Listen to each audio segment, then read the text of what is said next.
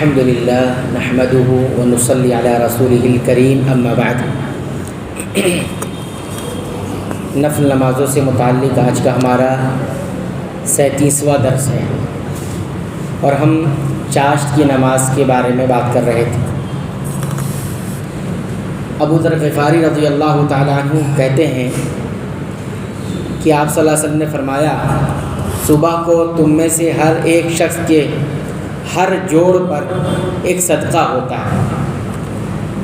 ہر ایک تسبیح یعنی سبحان اللہ کہنا صدقہ ہے، ہر ایک تحمید یعنی الحمدللہ کہنا صدقہ ہے، ہر ایک تحلیل یعنی لا الہ الا اللہ کہنا صدقہ ہے، ہر ایک تکبیر یعنی اللہ اکبر کہنا بھی صدقہ ہے، اور کسی کو نیکی کی تلقین کرنا صدقہ ہے، اور کسی کو برائی سے روکنا بھی صدقہ ہے۔ اور ان تمام کاموں کی جگہ 2 رکعتیں جو انسان چاشت کے وقت پڑھتا ہے کافی ہو جاتی ہے۔ یہ صحیح مسلم کی حدیث ہے۔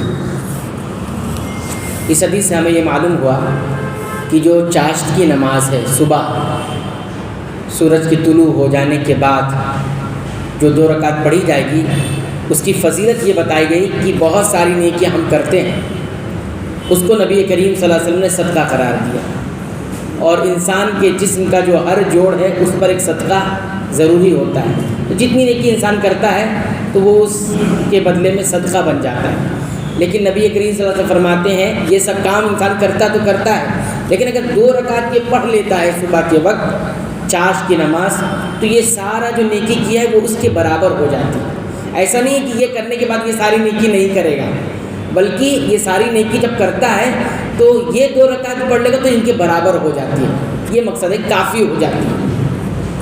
اس حدیث سے ہمیں کئی ایک بات سیکھنے کو ملتی ہے۔ پہلی بات تو یہ معلوم ہوتی ہے کہ اسلام میں جو صدقہ ہے صرف اتنا نہیں کہ انسان مال دے دے، مال دینے کا نام ہی صدقہ نہیں ہے، بلکہ ہر نیکی انسان جو کرتا ہے اور اس کا فائدہ اس کی ذات سے آگے بڑھ کر دوسروں کو بھی پہنچ جاتا ہے تو یہ صدقہ کہلاتا ہے۔ جیسے علم کی بات سکھانا، یہ بھی صدقہ ہے۔ کیوں؟ کیونکہ اس کا فائدہ بتانے والے تک نہیں رہتا بلکہ دوسروں تک پہنچ جاتا ہے۔ ایسی مال میں ہوتا ہے کہ مال اگر کسی کے پاس ہے تو اس سے فائدہ اٹھا رہا ہے، لیکن کیا کرتا ہے وہ مال دوسروں کو دے دیتا ہے تو اس مال سے اب دوسرا بھی فائدہ اٹھا رہا ہے۔ تو ایسی ہر وہ نیکی جس کا فائدہ انسان کی اپنی ذات سے آگے بڑھ کر دوسروں تک پہنچے گا تو وہ صدقہ کہلاتا ہے۔ لیکن ہم اور آپ صرف مال کے صدقے کو ہی صدقہ سمجھتے ہیں، ایسا نہیں ہے۔ دوسری بات یہ معلوم ہوتی ہے کہ اللہ تعالیٰ کا جو ذکر ہے، سبحان اللہ، الحمدللہ، اللہ اکبر، لا الہ الا اللہ، یہ سب ذکر ہے اللہ تعالیٰ کا۔ اس کی اہمیت کتنی زیادہ ہے کہ اس کا تعلق بھی کیا ہے، جسم و جان کی شکر گزاری سے۔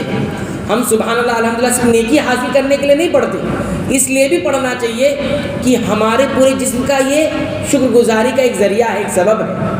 اس لیے پڑھیں کہ اللہ نے اتنا بہترین جسم عطا کیا، آنکھیں دی ہیں جس سے ہم دیکھتے ہیں، کان دیے جس سے ہم سنتے ہیں، فائدہ اٹھاتے ہیں، تو یہ شکر گزاری کے لیے بھی ہوتا ہے۔ صرف اس کے پر اجر ملے صرف اس کے لیے نہیں ہوتا بلکہ شکر گزاری کے لیے بھی ہوتا ہے، جیسے کہ حدیث سے معلوم ہو۔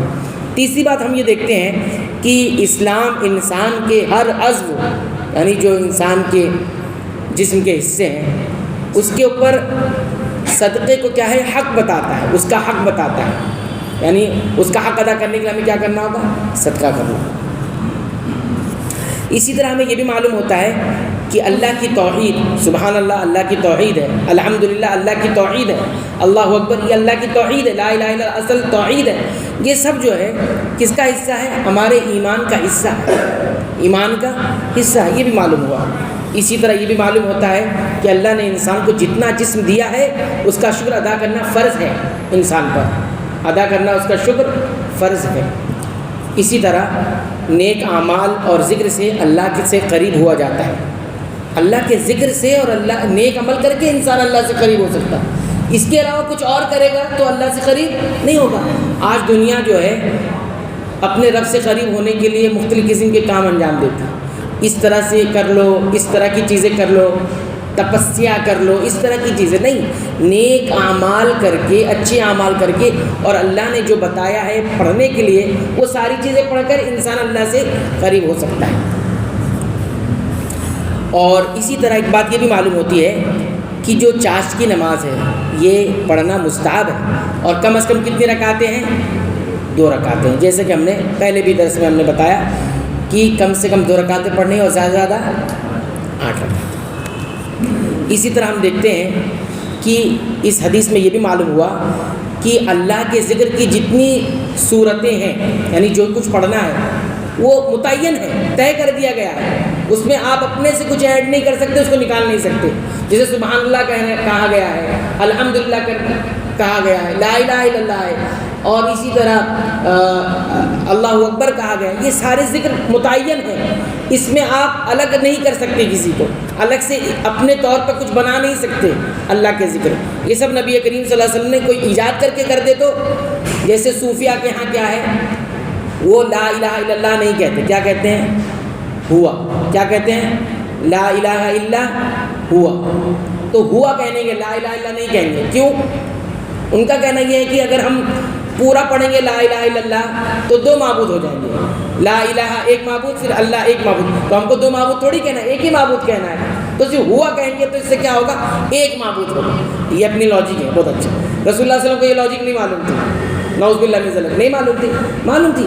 آپ نے پڑھنے کے لیے کیا کہا؟ لا الہ الا اللہ پڑھنے کے لیے کہا ہے۔ تو ہوا کی رٹ لگا کر آپ اپنے طور پر دین بنا سکتے ہیں کہ یہ دین قابل قبول نہیں ہوگا۔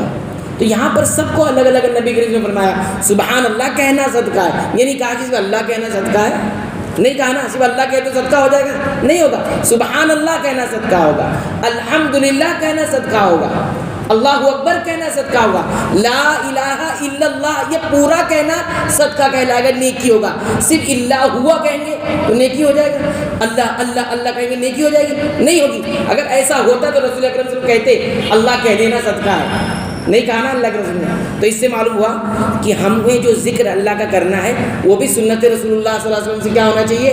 ثابت ہونا چاہیے، اپنا بنایا ہوا یا اپنی لاجک سے اپنے عقل سے بنایا ہوا نہیں ہونا چاہیے، یہ بھی ہمیں معلوم ہوتا ہے۔ ایک اور آخری بات کر کر بات ختم کرتے ہیں، وہ یہ ہے انسان کے دن کی شروعات کس سے ہونی چاہیے؟ اللہ کے ذکر سے ہونی چاہیے۔ کس سے ہونی چاہیے؟ اللہ کے ذکر سے ہونی چاہیے۔ اللہ کا ذکر آپ نے کر لیا، آپ کے دن کی شروعات ہو گئی۔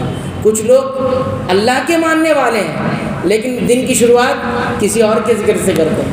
ہم نے دکانداروں کو دیکھا ہے کہ وہ اولیاء اللہ کو یاد کر کے اپنے دن کی اور دکان کی شروعات کرتے ہیں۔ ہم نے تو یہاں تک بھی دیکھا ہے کہ جس طرف درگاہ ہے اس طرف چہرہ کر کے پھر ان کو سلامی دے کے دکان کھولتے ہیں۔ دیکھیے نبی کریم صلی اللہ علیہ وسلم اس طرح کی کوئی چیز بتائی ہے، لیکن ایسا کرتے ہیں لوگ۔ درگاہ جس طرف ہے، مزار جس طرف ہے ان کی طرف، تو یہ ساری چیزیں شریعت میں درست نہیں ہیں۔